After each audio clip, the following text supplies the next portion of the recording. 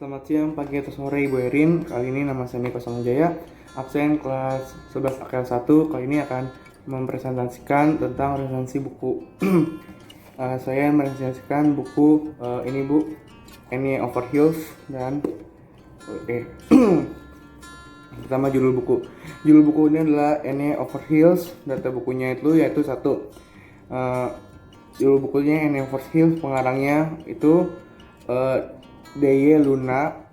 Penerbit itu Benteng Belia, dan tahun terbitnya itu Maret 2013, cetakan pertama.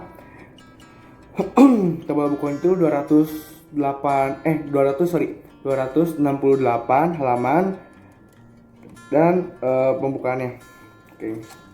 Kali ini di sini di buku ini pembukaan itu tentang kayak dia terima kasih kepada abahnya, papa, mamanya atau mensupport dia untuk membuat buku ini atau mensupport perjalanan dia untuk sampai mencapai di titik ini. Terus juga dia berterima kasih kepada Bang Deva, Kaita, dan Fata. Fata itu adalah adiknya yang penulisnya ini, si Deruna ini. Di sini kita bisa lihat, sebentar.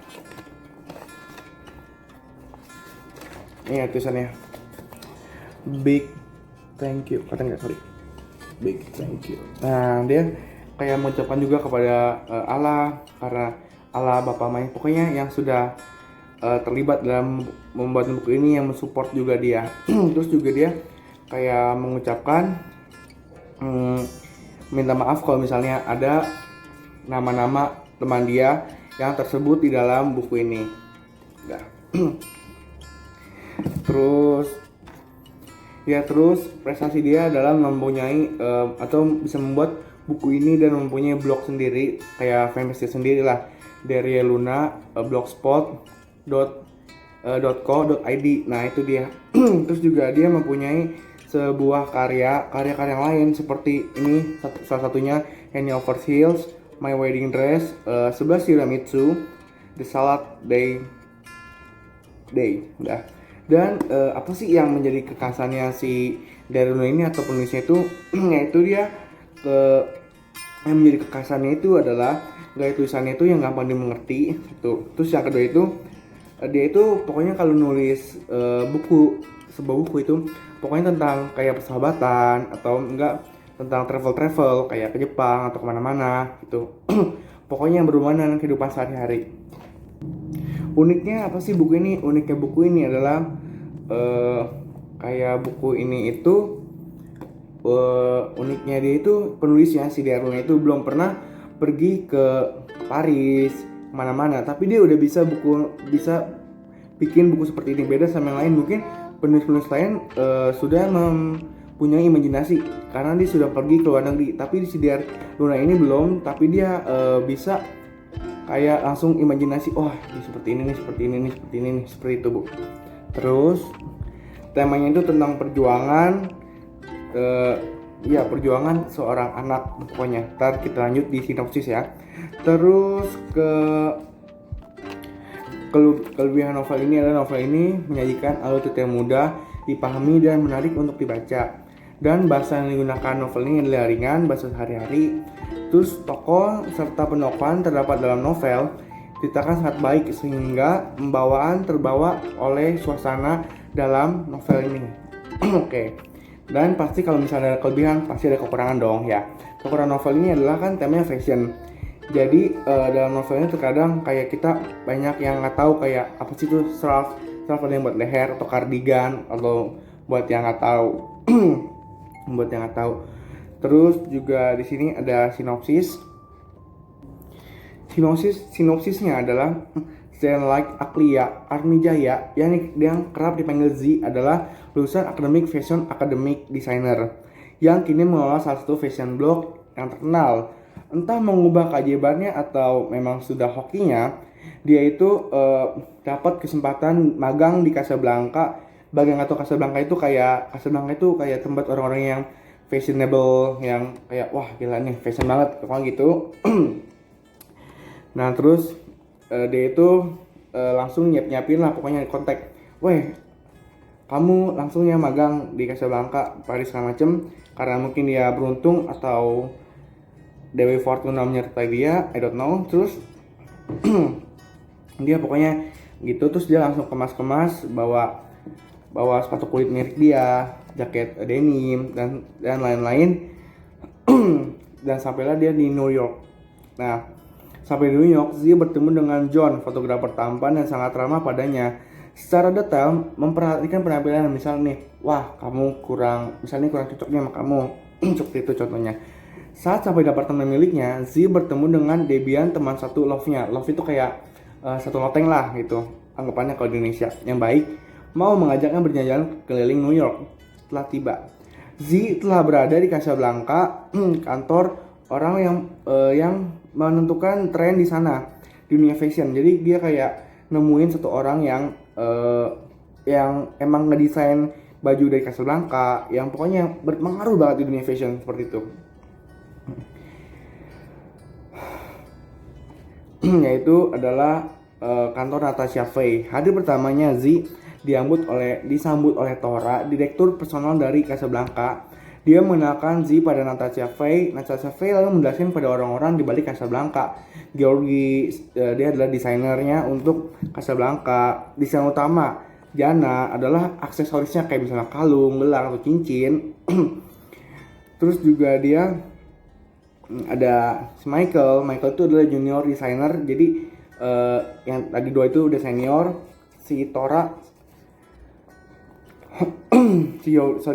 si Georgie sama si Jana itu jadi udah lama lah, udah senior.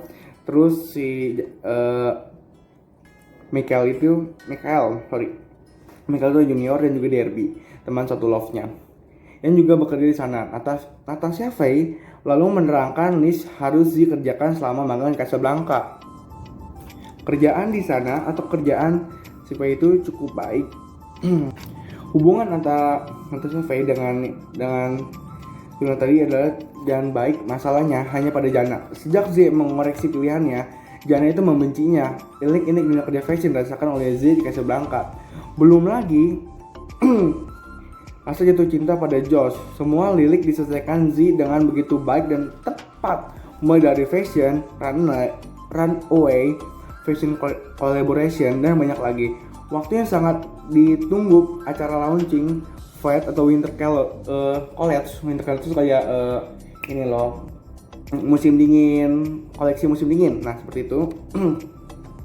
Casablanca pun selesai. Hubungan dengan Jana pun sudah cukup membaik. After party, lagi-lagi Z tidak menghadirinya. Dia memilih untuk pulang. Namun kejadian tak terduga, surprise, Mama, Papa, Laras, Nata, dan asisten Nata datang ke tempat fashion show. Mereka menyemangati, kayak yes, akhirnya kamu berhasil ya, aku bangga sama kamu, seperti itu. Di dunia fashion, keberhasilannya dalam runway, Z dan keluarganya makan malam bersama. Di situ pun ada Josh, padahal Z sedang menghindari Josh. Namun apa daya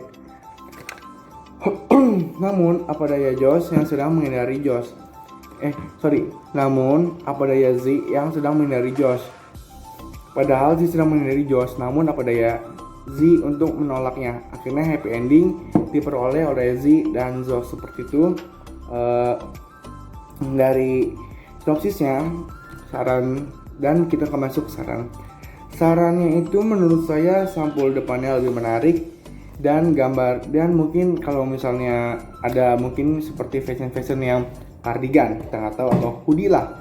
Contohnya mungkin banyak orang yang nggak tahu bedanya hoodie, jaket, zipper segala macam.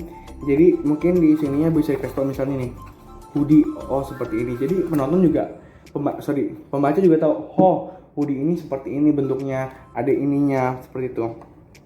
Terus juga dia ini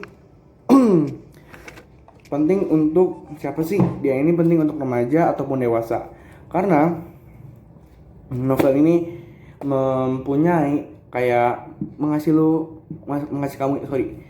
kamu ilmu lah tentang fashion. Mungkin baru Anda yang tidak mengenal fashion bingung apa itu scarf dan cardigan, denim atau segala macam. Karena di sini itu seperti agak rinci dijelaskan juga. Jadi kita bila membaca ini kita jadi tahu fashion. Misalnya atasannya harus hitam, bawahnya hitam, sepatunya putih, seperti itu contohnya. Dan sekarang terima kasih Bu. Ini adalah bukunya. Ini Overkill sudah saya resensikan, dan saya akan meresensikan sekarang puisi. Ya, sekarang puisi saya akan membacakan. Saya akan memberitahu apa sih kelebihannya, kekurangannya, maknanya dari puisi Sapardi Djoko Danamo. Yang pertama ada Aku Ingin. Kelebihannya ini adalah makna yang disampaikan kepada penonton atau kepada pembacanya. Kelemahannya kalau menurut saya itu tidak ada. Kalau menurut saya, karena saya belum bisa bikin puisi sebagus ini. Aku Ingin judulnya. Maknanya apa sih? Maknanya itu aku ingin mencintaimu sederhana. Jadi kayak kita itu mencintai orang dengan sederhana, tidak melihat realistis atau harta, fisik, atau karena mencintai itu sejujurnya dari hati, bukan dari penglihatan. Oke. Terus yang kedua itu ada Hatiku Selembar Daun. Hatiku Selembar Daun ini maknanya adalah setidaknya hati kita itu seperti daun. Jadi daun kan bisa di mana saja. Jadi hati kita itu bisa di hati orang atau di mana-mana saja. Tapi yang penting daunnya itu harus bagus gitu. Terus kalau misalnya kelebihan untuk kekurangannya, kelebihannya ini menurut saya dia itu kelebihannya ya agak gampang. Kalau misalnya kita bacanya berulang-ulang agak gampang dimengerti. Tapi kalau misalnya kelemahannya, bahasanya itu agak susah. Jadi kalau misalnya yang tidak terbiasa seperti bahasa formal, jadi mungkin ini agak lebih susah. Terus yang ketiga, saya punya Hujan Bulan Juni. Nih, Hujan Bulan Juni. Maknanya itu kita harus sabar dan bijaksana akan perkataan kita. Dan sabar bijaksana, tidak akan pernah pudar. Dan kelebihannya ini adalah bahasanya itu gampang dimengerti, dan kekurangannya itu adalah bahasanya mungkin terlalu bertele-tele gitu. Terus yang kita punya yang keempat adalah yang fana adalah waktu. Kita jadi atau maknanya adalah waktu ini adalah pemberian Tuhan. Jadi kita harus menggunakan waktu kita semaksimal mungkin. Contohnya mungkin membuat video ini untuk tugas, untuk sebagai nilai ulangan, ya seperti itu. Terus kalau misalnya kelebihan dan kekurangannya, kelebihannya itu bahasanya itu memakai bahasa sehari-hari, jadi lebih mudah dimengerti. Kalau misalnya kekurangannya itu kekurangannya itu dia kurang seperti tanda titiknya atau tanda bacanya seperti itu. Terus yang kelima, saya punya pada suatu hari nanti, itu judulnya. Maknanya adalah seseorang itu harus dikenang walaupun sudah meninggal atau sudah tidak ada. Seperti siapa? Michael Jackson contoh. Michael Jackson itu sudah tidak ada kan, meninggal, tapi karyanya masih kenang. Contohnya lagunya seperti Billie Jean atau gaya dance-nya moonwalk yang ke belakang itu, yang shuffle ke belakang. Terus kelebihannya itu adalah bahasa yang dipakai di sini adalah tegas. Jadi langsung, wah gini nih, kamu itu dasarku di sini ditulis biar dasarku tidak ada lagi, tapi kamu harus mengenal aku, seperti itu. Jadi kayak langsung kepada intinya, kalau misalnya gue udah nggak ada, aku sudah tidak ada, kamu harus mengenal aku, seperti itu contohnya. Terus kekurangannya itu di sini lebih banyak ya, atau sama ya, lebih bertele-tele. Terus yang keenam itu saya punya judulnya Hentikan Hujan. Kayak Naruto. Kayak Tuhan hentikan hujan. Namanya juga puisi. Terus di Hentikan Hujan itu maknanya adalah tidak ada di antara kita dendam di antara manusia. Jadi maknanya dari puisi ini adalah kita nggak boleh dendam kepada sesama makhluk manusia, karena manusia adalah makhluk sosial juga. Kelebihan dari puisi ini adalah bahasanya gampang dimengerti karena dia adalah bahasa sehari-hari. Dan kekurangannya adalah menurut saya bahasa yang judulnya dengan isinya sedikit kurang nyambung ya kalau menurut saya. Tapi baik lagi seorang atau tiap orang punya pandangan berbeda tiap puisi. Yang ketujuh, saya punya puisi judulnya Hanya, kayak lagu Hanya Rindu, tapi ini hanya doang. Maknanya adalah kita harus percaya kepada diri sendiri. Seperti ini saya jelaskan.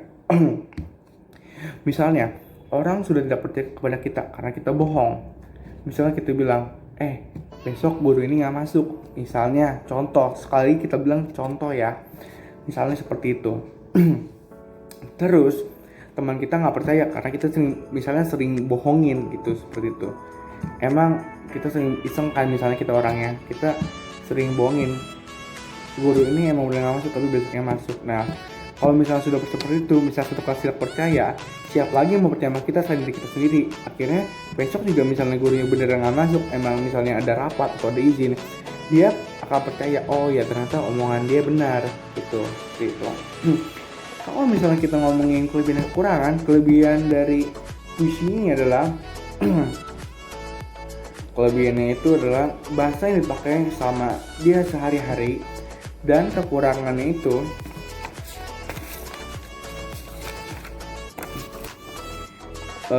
kayak masih ada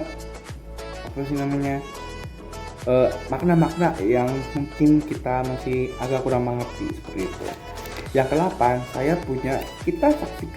kita saksikan maknanya adalah kalau misalnya kita itu akan meninggal, pasti dong kita akan meninggal dan kembali kepada Tuhan yang menguasa atau Tuhan yang Maha Esa. Seperti itu. Walaupun kita kaya di dunia, kita ganteng, kita cantik, pasti kita akan meninggal loh. Kita akan mati dan kembali lagi ke Tuhan yang Maha Esa, seperti itu. Kalau misalnya kita ngomongin kembali lagi kekurangannya ini adalah sama kayak tadi, dia bahasanya menurut saya kayak ini masih agak susah gitu. Igawan, apa itu igawan? Gitu. Saya tadi udah nyari Google sih. Igawan itu apa? Terus kalau kelebihannya ini maknanya itu tersampaikan kepada pembaca. Saya banyak sekali kita saksikan, oh ya saya langsung ngerti gitu. Terus yang 9, kepada istriku. Nah ini paling jelas nih, kepada istriku. Istri adalah pasangan. Jadi maknanya adalah sayangilah dan pasangilah pasangan kita dengan cinta dan kasih sayang, seperti itu. Mana mungkin sih kita misalnya bersuami istri dengan orang tapi kita tidak mencintai atau merawat dengan kasih sayang, seperti itu. Terus kalau misalnya untuk kelebihannya ini adalah jelas gitu, kepada istriku, tentang kasih sayang, tentang ini gitu. Terus kalau misalnya kelemahan ini menurut saya nggak ada, karena ini memang sudah jelas banget. Kita baca kepada istriku, pandanglah diriku. Nah itu sudah jelas banget. Terus yang terakhir atau yang ke-10, dia tak pernah. Maknanya adalah kalau misalnya Anda janji itu harus ditepati. Jangan asal Anda seperti ini kayak gini ngomong besok aku mau pergi sama kamu misalnya, taunya besok dia ngebatalin dengan alasan emeng-emengnya atau ininya aku banyak tugas segala macam, tapi padahal dia udah janji. Lebih baik di puisi ini dia berkata kayak maknanya itu lebih baik Anda tidak janji kalau tidak bisa menepati daripada Anda janji dan mengingkarinya, seperti itu. Mungkin itu adalah yang terakhir atau yang ke-10 puisinya. Ini saya sudah print buat tugas bahasa Indonesia. Mungkin terima kasih Bu telah menyaksikan. Mohon maaf kalau misalnya saya ada kata-kata yang salah atau yang kurang berkenan di Ibu, atau saya penyampaian masih rada ngedet atau yang kurang-kurang. Saya mohon maaf Bu, saya juga anak pelajar, hanya mengerjakan tugas yang Ibu sampaikan. Inilah usaha maksimal saya. Terima kasih Bu.